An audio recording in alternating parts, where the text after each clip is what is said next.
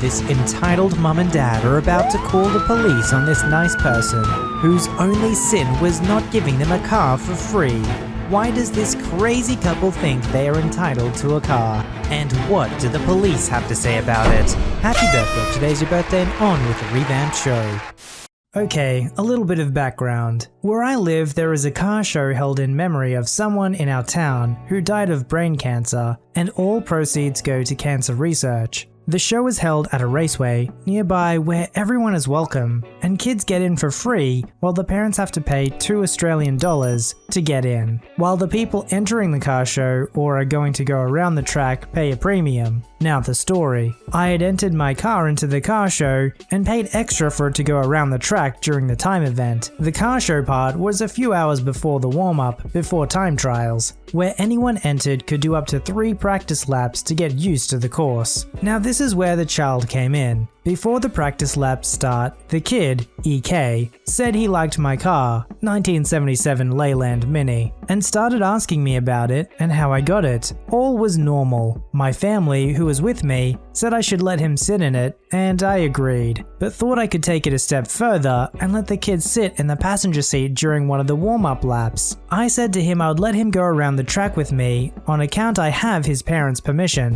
When he heard that, his face lit up, and he went to go get his parents. I thought all was normal until this happened. I was waiting around for the kid and his parents to show up. I hadn't moved from my spot and was doing some pre-checks on my car before I went out. 20 minutes had passed, and I thought it was taking a little long for him to come back to give me an answer, but I thought I would wait a little longer just in case he got lost. Next thing I know, another 20 minutes have passed. Then another 20 minutes. I had waited an hour for him to show back up and needed to get on the track. My car was ready half an hour ago, and I had already gotten permission from the race organizers to have a young passenger for 1 lap of the practice run. I'd gotten tired and went to start the car when the kid showed up with his parents, EP.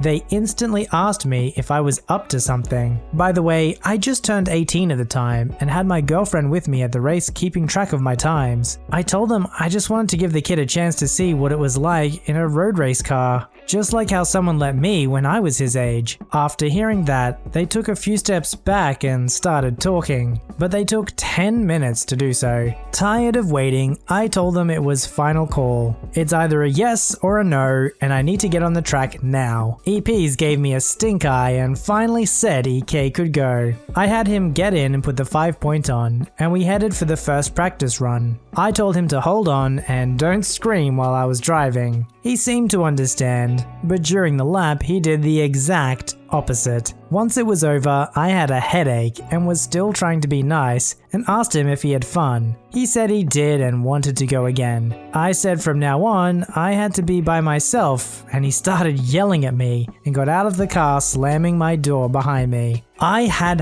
it at that point and just went to do my last 2 laps. Once they were over, we stopped for a quick break, and this is where everything went down. First up, I had the EPs come up to me and yell at me for not letting their kid go again. I explained to them that I technically wasn't allowed and only got permission to do 1 lap with him. They were livid. Next thing I know is that one of the organizers said to them their kid could go around the track in one of the rental track cars with his father, but it would cost $300. The EK said no and that he wanted to go around in my car, but I said that he couldn't. Next thing I know is EP, the father, is yelling at how it's a ripoff and we're wasting the money on people who are going to die anyway. I lost it at that point and told him to leave, but the organizer said that what they said was fine and that we don't need to make this work. I left with the organizer after that to avoid more of a confrontation. Skip forward half an hour and the time trial is about to start, and guess who came back? EP, the mother. She said she was sorry and wanted to talk. I said later, and she yelled out $400. She was offering $400 for my entire car. I told her no and to get out of here. Next thing I know is the other EP rocks up and says $700 for the car. I said no and that I have more money in that car than they probably have in their bank. The father responded saying that my sad rusted piece of crap is not worth more than $1,000. and that I would get more from crushing it than selling it. I told them to leave as they would not like what would happen next if they get in my way. I hopped in my car and drove off right past them. Once the time trail was over, I went to park in my spot to find my girlfriend and grandfather being talked to by cops while the EPs were pointing at me. 2 officers came over and told me to turn off and get out of my vehicle. I did so and asked what was going on. The EPs called the cops claiming that I stole their car and did something to EK when I had him in the car. I told the cops the car was in my name, and I have footage inside from a camera in my car that I use for studying my driving techniques. They asked to see the footage and I willingly showed them. They say I did nothing and I had my parents bring down the proof of sale for my car. The EP still tried to screw me over until EP, father, hit a bystander. That's the problem if you've got a cool hobby. It's gonna be a natural magnet to entitled kids and their entitled parents. So you need to start thinking now how you're gonna defend yourself against these EPs, or else they're gonna take you by surprise like this poor soul. He tried to do a nice thing, and he ended up having a bad day because of it. Okay, so quick backstory for context. I live in a small suburb area in Australia that is made up entirely of 2 to 4 acre blocks of land. It is 2 minutes away from a town. However, it feels very isolated as it is a small valley, about 2 streets of these large blocks. Most properties have some form of hobby farm, with a couple chickens, 2 to 6 sheep, and one property has 6 grapevines. We have a horse, but our property is one of the most slopey, so I tend to ride 15 minutes down the road to an area that I can rent. It's normally very peaceful as there is barely any traffic, and most people slow down if they drive past or if they're doing something noisy near the road. They'll give me a wave to check if it's okay. My horse is notoriously hard to spook, often sneaking up on people with a live chainsaw, and my neighbor permanently has an excavator, which she could fool most people into thinking is her best friend. So 2 days ago, I decided to take her riding out, something I've done a million times without issue. 2 doors down from me are the only truly hated family in the area. We'll call them EF. The kids are often playing in the middle of the street, blind corner on narrow road that you have to come around fast, and the parents blame others for scaring their kids when they're driving. There are 100 stories I could tell, letting the rest of the street raise a cow they bought before selling it without offering fence feed property damage compensation, letting their 12 and 15-year-old dig up our neighbor's wiring with an excavator right before Easter. You know,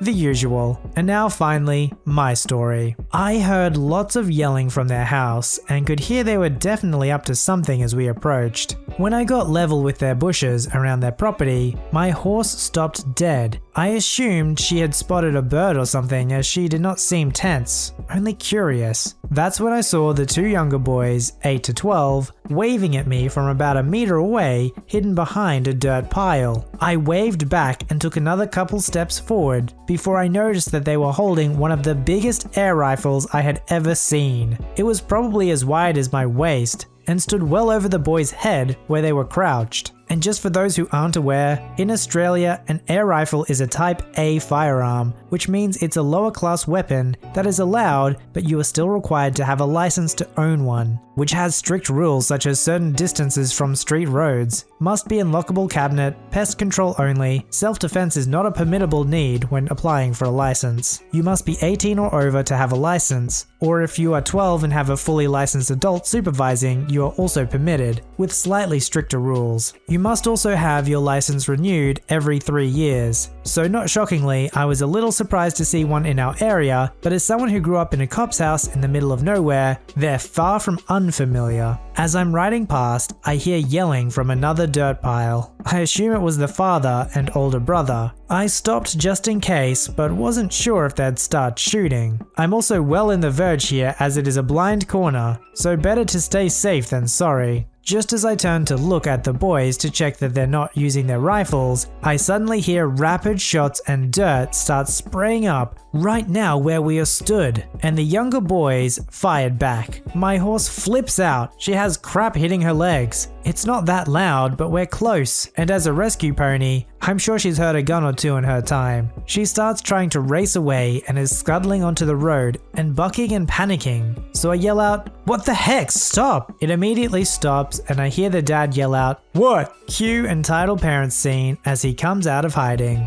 "Sorry, you were just terrifying the horse. I didn't want to get hurt." "We didn't see you." "Really? You waved at me." "Yeah, but we didn't think it was important." Me turning to the dad. "Just so you know, I think you might be a little closer to the road. We got sprayed and I think that's what's really scared the horse. You could hit a car." The kid's annoyed. "We're just playing. Who cares about the horse?" Me turning back to the dad.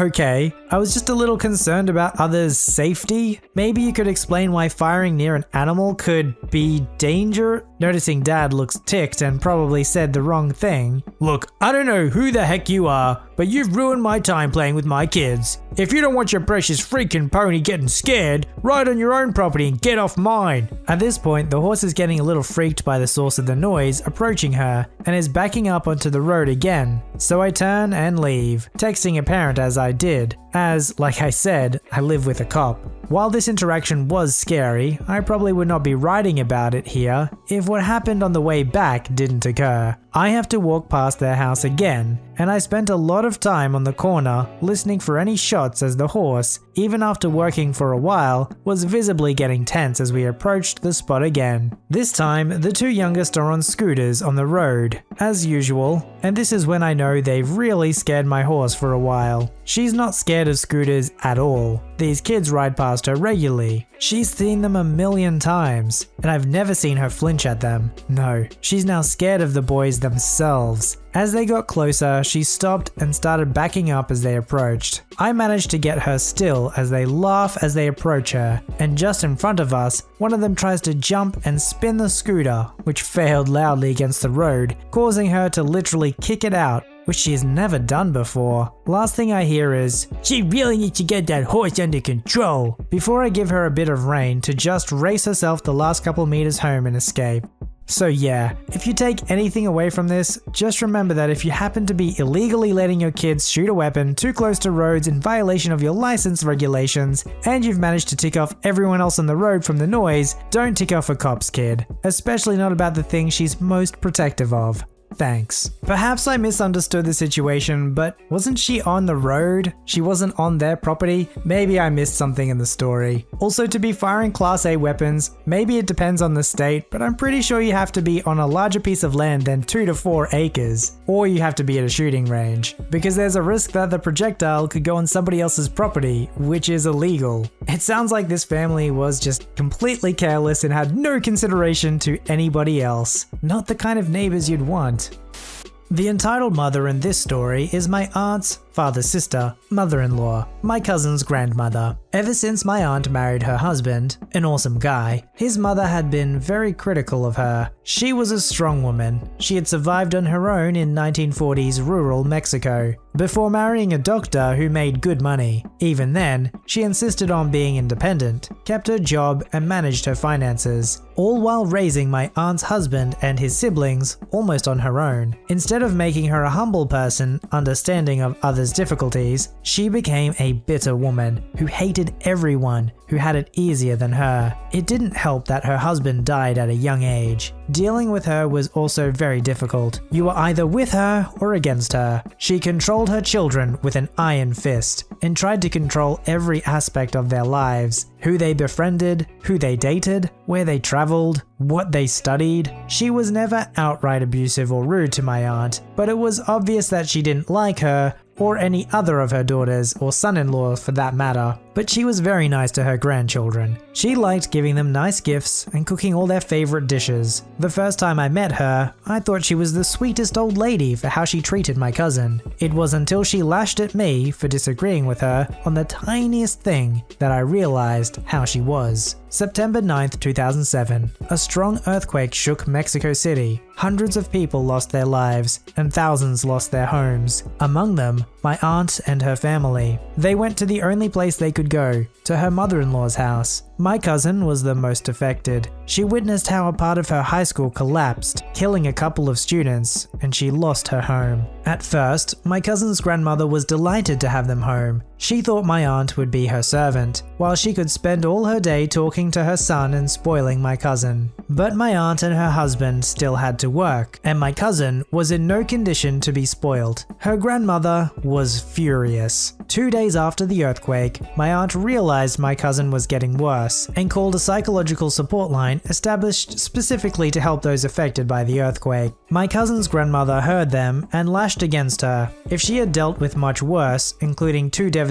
earthquakes more, and had survived, my cousin could too. It's just that she was too weak and pathetic. My aunt tried to defend her, only to be met with insults and the implication that her husband's worst mistake was marrying her. When my cousin's father arrived, they all argued for hours. He demanded an apology from his mother, who responded by throwing them out of her house. They had to go and live with a family friend for a couple of months. He promised that he would never talk to his mother until she apologized to his wife and daughter. Instead, my cousin's grandmother tried to have her other children on her side. None of them agreed with her. They all knew what had happened, and everyone sided with my cousin's family. She was furious. She demanded all of her children to apologize for disagreeing with her. When none did, she cut them off. She wouldn't cave in. She wouldn't accept she was in the wrong. She would rather never talk to any of her children or grandchildren again than admit she was wrong. Cue to yesterday. My cousin received a call from her grandmother's brother. She had died earlier from COVID-19 complications. None of her children knew she had caught it. None of her grandchildren knew she was in hospital. She had finally died alone, but at least she didn't have to admit she was wrong.